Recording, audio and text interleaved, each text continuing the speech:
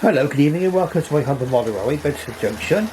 Now tonight we're looking at a locomotive that we've not had on my railway before.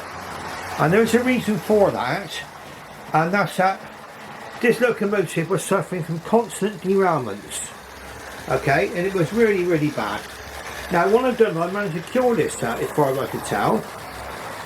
And what it involved was actually dismantling the base plate, which is fairly easy to do on these actually. I checked the gauging of the wheels with a proper gauging tool, and also once I've done that I also noticed that the pickups were not engaging the back of the wheels correctly, so the pickups were actually interfering with the operation of the wheels. I think that's what was causing the derailments on this one. Now it's all put back together properly now. It wasn't that difficult to get the pickups back in the right position, just a bit of patience with a small screwdriver, and I kind of managed to flip them all back behind the wheels. Okay, so now we've got a very nice little runner, and it's been running all afternoon basically, and it started to run more and more smoothly and quietly as the day's been rolling on. I gave it a bit of a running in session as well, sort of running forwards and backwards for half an hour in each way. And now I've got another engine back into my connection running again. Very, very pleased. Now these engines were called the 9400 class, Great Western Railway. They were the very last locomotives designed and built for the Great Western Railway. And in fact 10 of these were built at Swindon Works. And there was a total of 210 of these actually built. There were 10 built at Swindon, like I say. Robert Stevenson and Hawthorns built 100 of them. W.G. Bagnall built 50, and the Yorkshire Engine Company built 50, making them a total of 210. And they were built between 1947 and 1956. 060 Pannier tanks. Now they had a fairly short service life, and that happened with a lot of engines. I mean, especially the standard class locomotives.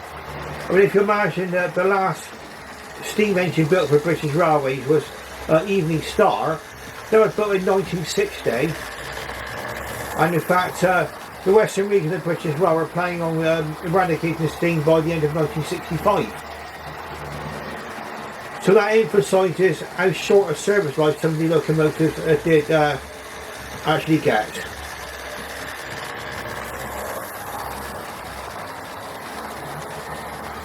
There are two in preservation,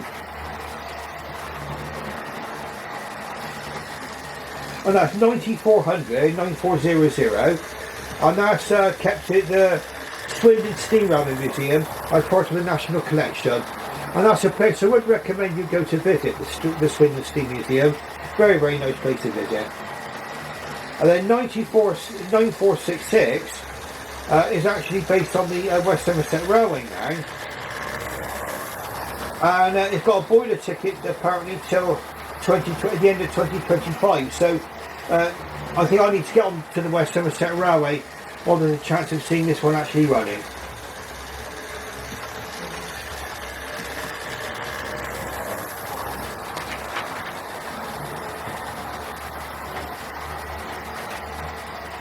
The model you're looking at is made by Lima, and Lima's an Italian producer of locomotives, and they produce a lot of British stuff.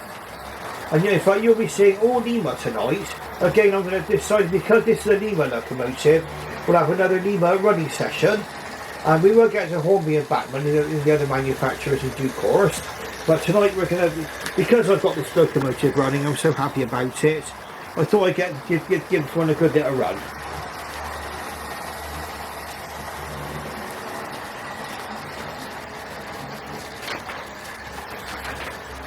Now in operation, these migrated to most parts of the former GWR, with many based in South Wales and Old Oak Common. They were used on Paddington empty stock, where it right up until the end of steam on the Western region of British Railways. And two of these were also used on the Lickey Incline. The Lickey Incline came under the Western region of British Rail, and that's why Western Region locomotives are moved to the Licky Incline.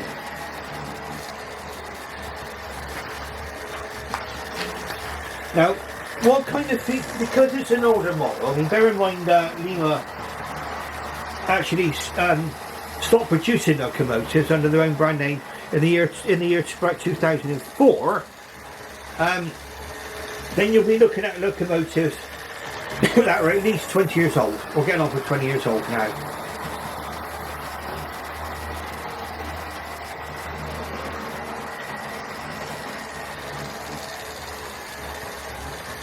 And I must say, I mean, I'm quite happy with the way this was running now. It's probably three GWR coaches.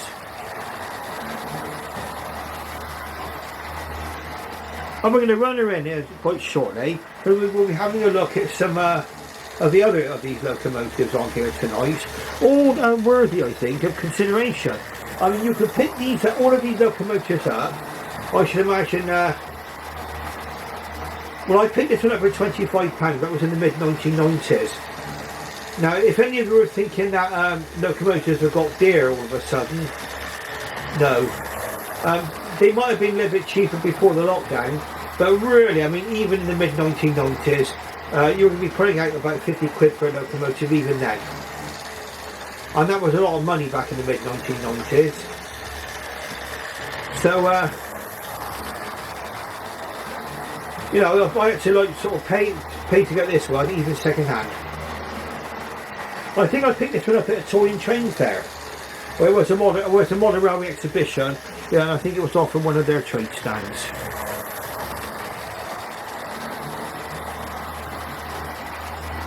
Now we'll have a closer look at her in just a moment. So I'm going to bring her into the station, and then we can see her in all her glory.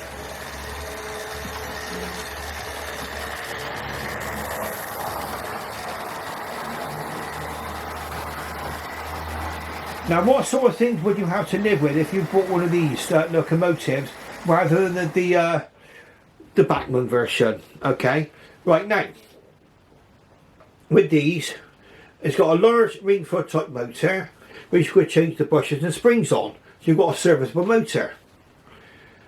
You can actually get this one up and running quite easily, even though there's a problem.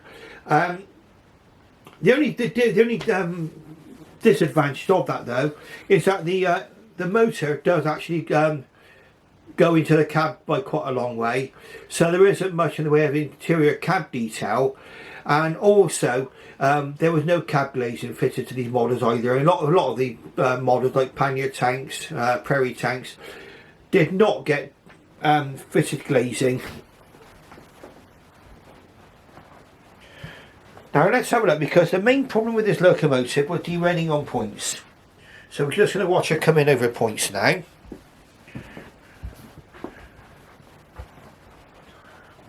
And in my humble opinion, she's improving by the minute. In she comes, the large Pannier Tank. Straight over those points, no problem. Try and keep up with her as she comes in. Right, let's have a look at her then. See if we can get focus on it. So it's got the large, so it's got the late BR Quest on it. It's on BR Black, and my model is 9420. So I should imagine that's number 20 of the series. Nice little handrail there going round. Lots of detail, probably all moulded underneath there, but not bad at all actually. You can see the ring-fed motor in the cab. I mean, there's no getting away from that. It's okay. But look, back then, I don't think the technology would have allowed you to do that. I mean, a lot of locomotives had the motors protruding into the cab, and it was something unavoidable with the available technology of the day. Okay, it's got a lovely copper cap chimney, representation of that. And it's also got the brass safety valve represented there, and then the whistles. Okay. The only thing that is a bit strange, you might find it strange about this one, that you might notice on these, and you will not see when it's going around the track, is that the coupling rods are not connected up to the middle wheel. I mean, in reality, on a real engine, yes, they should be. But really, the coupling rods are only connected to the front and the back wheels, not the centre wheels. Now, whether or not that was to help with the running of the locomotive round corners and points, I do not know. But that's something to bear in mind if you were to buy one of these models. I think they're also available in GWR green. Okay, so not bad at all. Not bad at all. Right, now what we'll be looking at next is another locomotive which required some TLC. It's been on the railway fairly recently as well. But we'll have another look at it going round. Now we'll go back onto the points up here, and we'll zoom out ever so slightly, and we'll just change the points. What we're looking at next is a Lima King George V.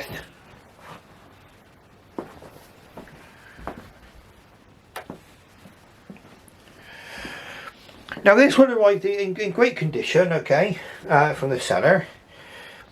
The motor was running perfect, okay, but with this is a tender driven locomotive, and because it's tender driven, you have to make sure that the chassis is moving quite freely on the locomotive itself. On this one, the wheels were getting a bit sort of sticky. And so they were literally being dragged along. I mean, you've got basically with a tender powered locomotive, the motors are the tender, and what is pushing the locomotive along. But back in the day, when I first started collecting model trains, didn't give tender driven locomotives a second thought. In fact, most of them were tender driven. Look, most of the Hornby ones were, and they all contained basically a ring-filled star motor, or a big circular motor.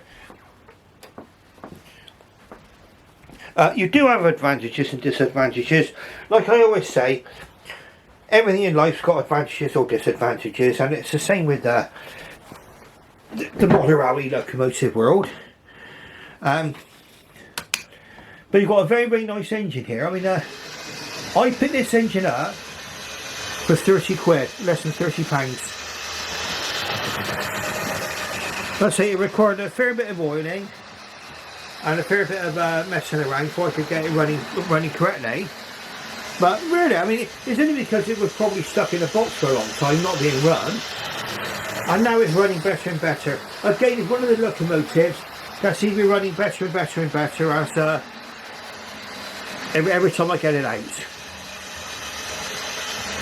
King George V is quite unique in that it went to the Baltimore and Ohio Railway as part of a rail tour that's across the United States, and it was given a commemorative bell on the front. You won't be able to see that bell just above the front buffer. So that's a tip: if you ever buy a model of the King George V, make sure it's got the commemorative bell still attached to it. And you can hear the motor, yes, on this, yes, and the gearing going. I mean, something which happened on these locomotives back then anyway. But it's not a bad little runner in my opinion, not now. And like I say, this locomotive would be at least 20 years old.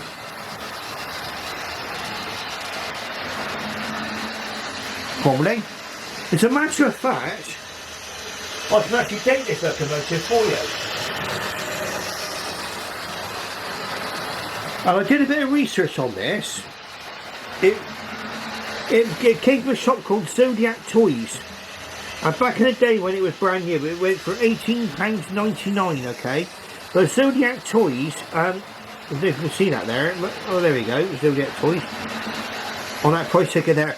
They went out of business in about 1990. So this locomotive's got to be about 30 odd years old.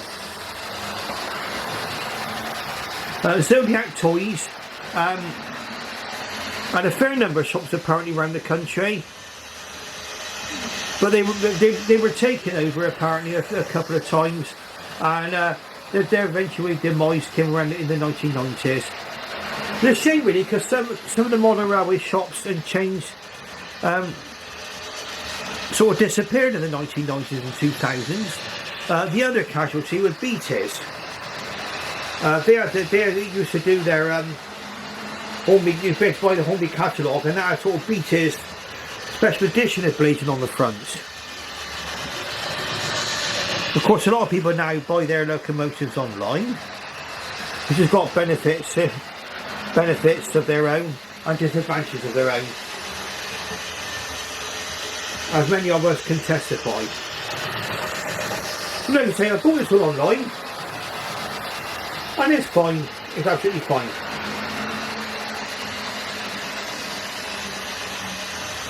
Again, it doesn't come with cab glazing, no decorated cab, no painted cab, a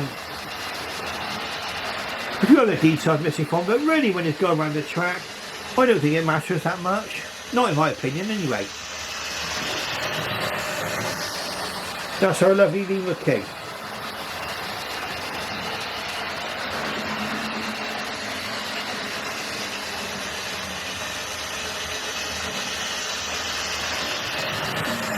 Beautiful. Now, I was intending to show you a completely different locomotive tonight. In fact, I intended to show you two locomotives which I'll cover in another video once I've received the parts for them in the post. I've got the parts on their way, okay? I had two Bachmann locomotives, okay, that spectacularly self-destructed. And we're talking spectacular, yes, destruction there, okay? We'll go into that. You'll be able to explain to exactly what went wrong with those models when I get the parts and when I get to fit them. I can show you the damage, okay?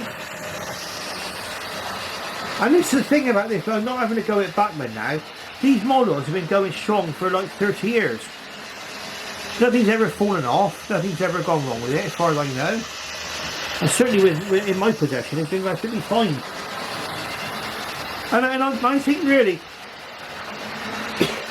I'm going to get a bit controversial now, but a lot of people sort of demand that their models are all built to scale. They've got skinny little connection rods and all that sort of thing, and minute little parts in the running gear. Well, that's all fair and good until something goes wrong with it. And when it does go wrong, oh boy, will it go wrong with a vengeance. Okay? Whereas this, okay, it's a little bit more, some might argue it's more crudely made, but really strongly made. I don't think I'm going to be getting too much trouble with this locomotive, not now.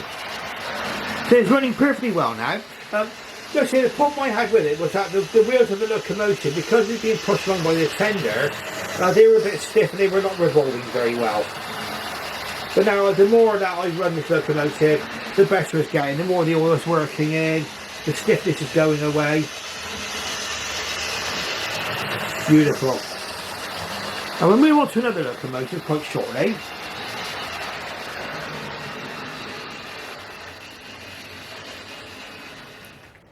And we'll have a look and see what this one's like going over points as well. Now, so I've got a bit of a cough recently.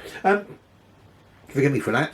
Now, going over points, especially on a layout like this, okay, is essential. It's got all these locomotives have got to be good on points. In fact, that probably goes the same with anyone's layout that's anything more than just a loop. Obviously, this one's got got two sides split into two on either side of the railway, and there's a certain amount of point work which the locomotives have to negotiate in order to bring them into the stations. So what I'm going to do, we'll have a little look now and see our Lima King coming into the station.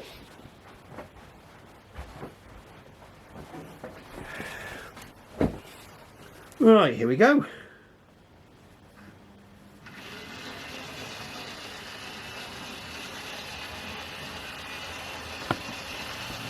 Over those points without any hesitation.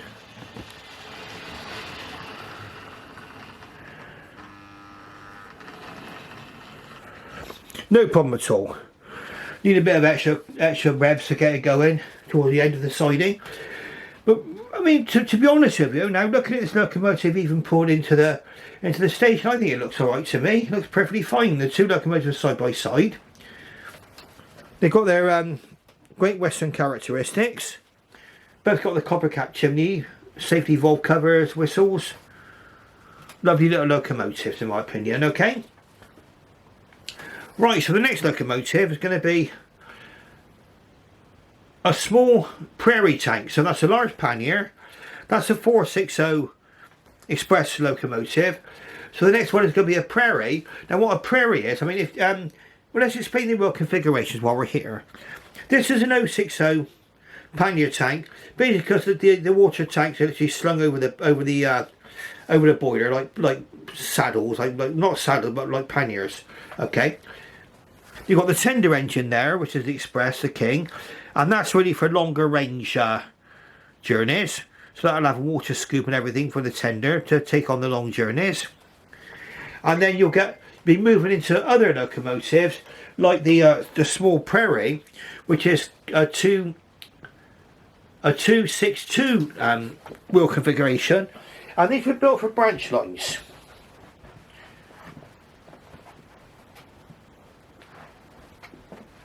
I'm just going to do a quick change of points, so we're going to bring this one out. And this one's putting a freight train tonight. Again, it's another Lima model. These are all Lima models here tonight.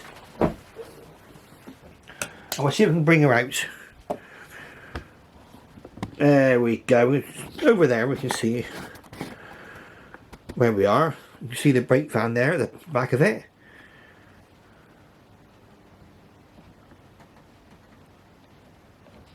Right, we've got a small technical error. Let's have a look and see. Oh, sack the signal money's hopeless. Oh dear, oh dear. Oh, Mr. Porter, what shall I do? There you go. Right. There we go. 262 Small Prairie. It'll be of the 4575 class. Let's put her into 4 gear and away we go.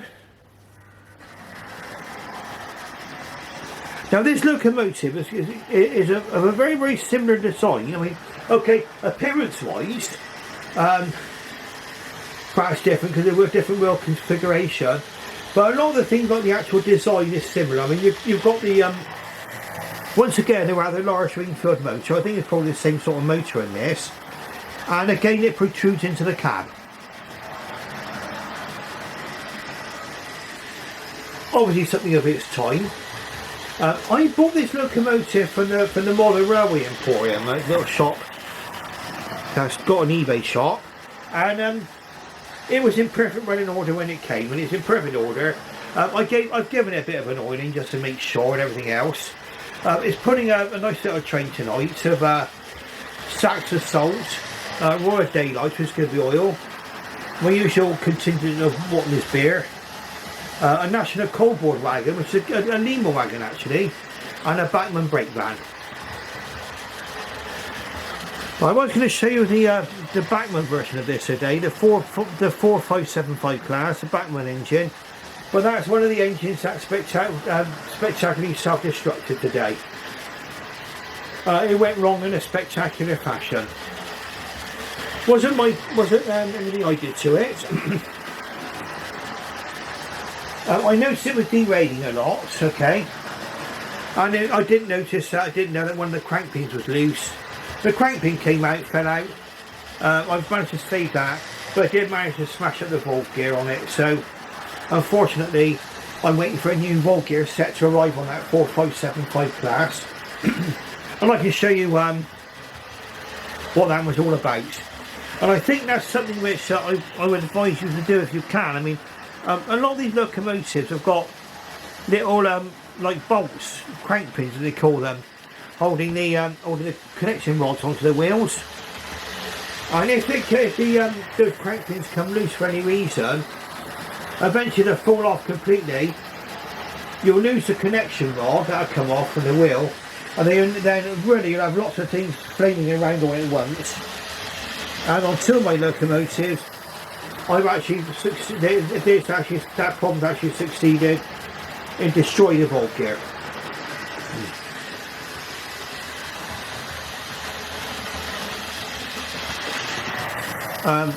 Yeah, two Batman locomotives are self-destructed. The other one was a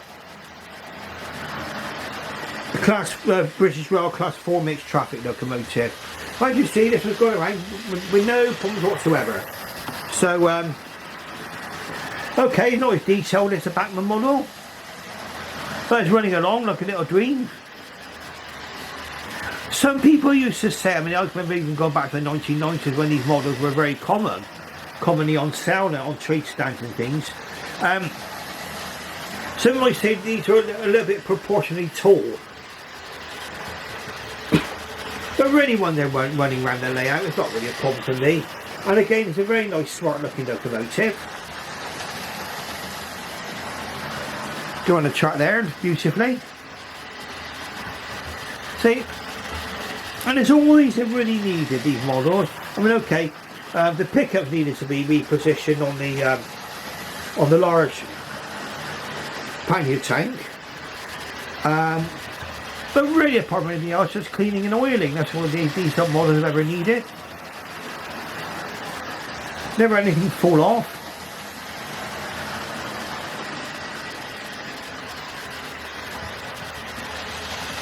And in this cost of living crisis today, I mean, it's nice. I've got some lovely models in my collection, I must admit. But I've actually let a few models go. I've been on eBay recently that I've really fancied. Because at the moment, I just have not. Well,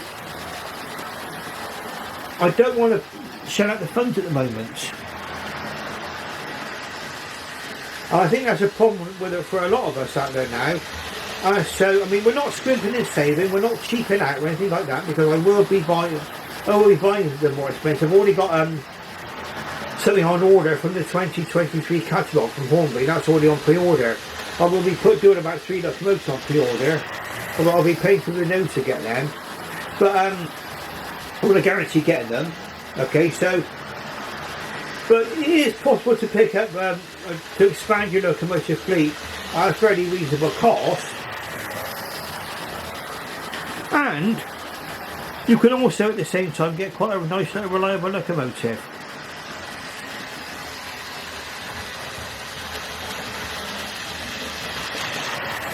I see these locomotives were seen all over the GWR.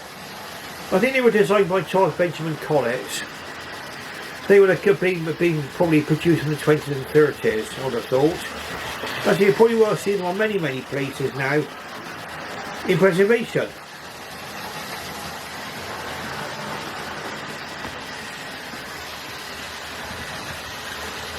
Well, I guess I could leave this model running for hours and it'll keep going for hours, no problem at all. Well, don't you get sprung buffers? Okay. Sometimes on these older models, the coal load might be a little bit more lumpier than usual than what you get today. But I'll counter that by the word, well, 3 words, I don't care. I'm happy with this, watching this going round. Now we're getting near the end of my recording limit on the camera, and we've got one more locomotive to look at, so I'm going to stop the video now. And I restart it and I get another half an hour.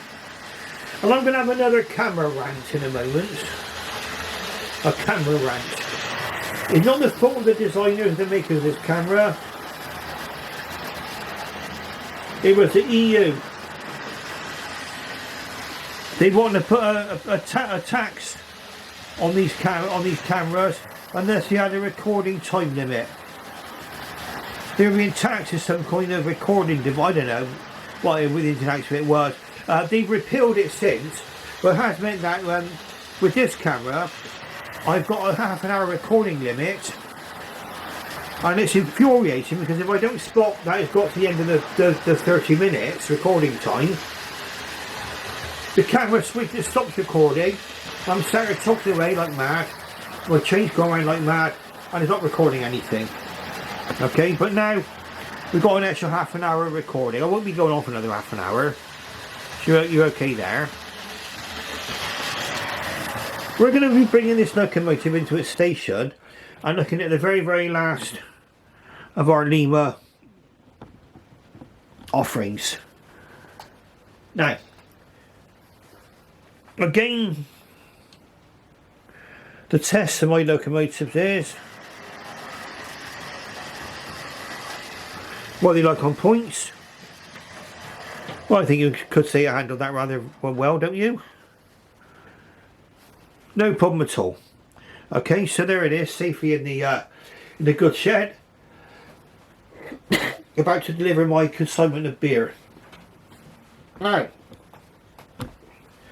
our last locomotive, is a diesel rail car.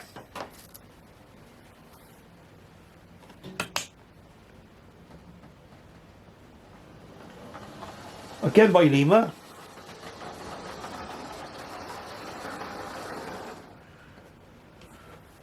And these were the first of the, as far as I know, the first of the diesels which were brought onto the Great Western Railway. They were used for all kinds of things, for fast passenger work. I think they were used for a lot from Cardiff to Birmingham. There was also special parcels versions. This is the second series. I think they were called Flying Bananas, if I remember rightly. That was their nickname. Well, these diesel rail cars can be seen right in some surprising places. And I was quite surprised, certainly in the West Country, where these can be seen. These can even be seen going into Bath Green Park Station, of all places. So, that would be normally considered to be Midland territory. I mean, I know the Western region took over in about 1959 on the Maglesfield branch and the Somerset and Dorset. And these were also seen on the Cheddar Valley line.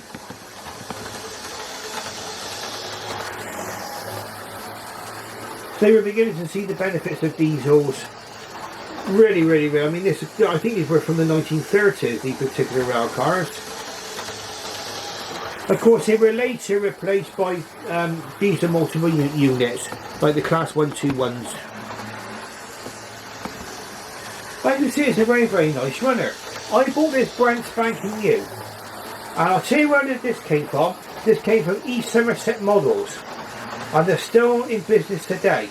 Okay, and again, I bought this in the mid 1990s, probably about 1995, 1996,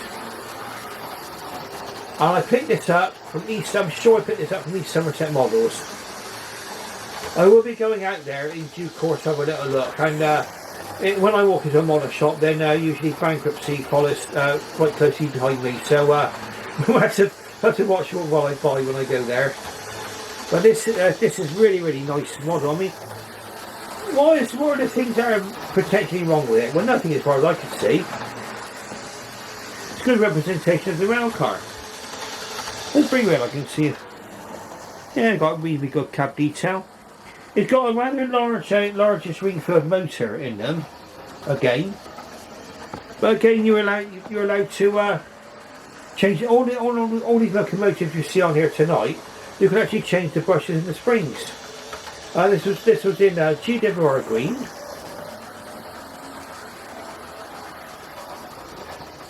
The only repair I had to ever make on this one, and it was when I was at the old house, and we're talking about 30 odd years ago now, 20 odd years ago. I had a spectacular derailment, and I broke one of the bogies, the actual bogie cage thing, the bogie enclosure, and that snapped. I mean, I was able to glue it back together again, and it ran, but I ended up buying another bogie from Peter Spares, I think. And that was just a couple of screws and I was back in business again. Lovely little rail car, we can see go around now. Okay, so we'll have a little recap as to what we've seen here tonight. We saw the lovely 94 XX for the first time by Lima. The Lima King George V. The Lima Small Prairie, which is my only working Small Prairie I've got at the moment on my layout. And then also this lovely diesel rail car. I do believe they've come out later on from Dapple. I think Dapple made one.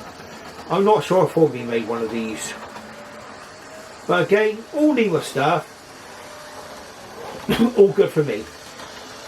So if you like what you see, press the like button and subscribe. It means a lot to my channel if you subscribe.